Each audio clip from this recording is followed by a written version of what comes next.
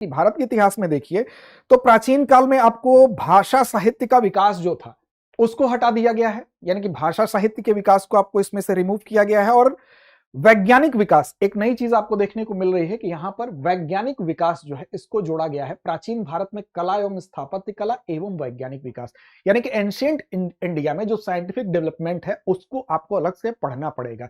यहां से सवाल बनेंगे भी और इसके विषय में पहले भी मुख्य परीक्षा में पढ़ा जाता रहा है, तो यहां पर ये ध्यान दीजिएगा, ये चीज इसमें एड ऑन हुई है।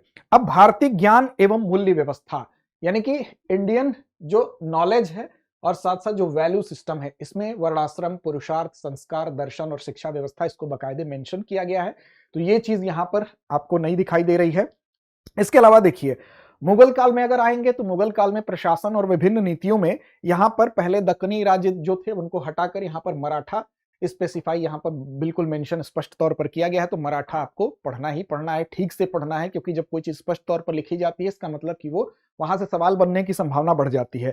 इसके बाद आप देखिए यहां पर आधुनिक काल में आइए तो आधुनिक काल में एक बहुत बड़ा चेंज आपको ये दिखाई दे रहा है कालखंड को लेकर, यानी कि इसके कालखंड का दायरा बढ़ा दिया गया है। जो कालखंड पहले आप पढ़ते थे 1964 तक, 1964 तक जो चीज आप पढ़ रहे थे उसको बढ़ाकर कर दिया गया है 2000 तक, यानी कि चीजों को थोड़ा सा अद्यतन बना दिया गया। यानी कि ब्रिटिश साम्राज्यवाद प्रतिरोध, इसमें भी आपको मेंशन है कि मराठा, मैसूर और सिख, इनके बारे में पढ़ना है।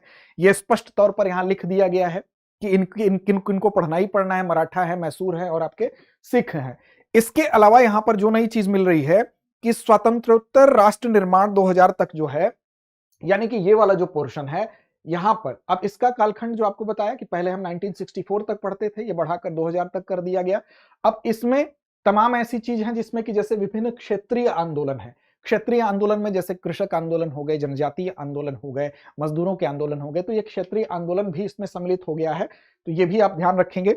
इसके अलावा इसमें योजना एवं आर्थिक विकास, सुधार, विज्ञान एवं प्रौद्योगिकी का विकास, ये चीज आपको यहां पर ये नई, चूंकि इसका कालखंड बढ़ाया गया है तो ये चीजें जुड़ गई हैं। अब इसमें राज्य पुनर्गठन के अलावा जो योजना और आर्थिक सुधार, विज्ञान एवं प्रौद्योगिकी का विकास 2000 तक, यानी कि कालखंड बढ़ने की वजह से ये चीज अब आपको अपडेट रखनी पड़ेगी।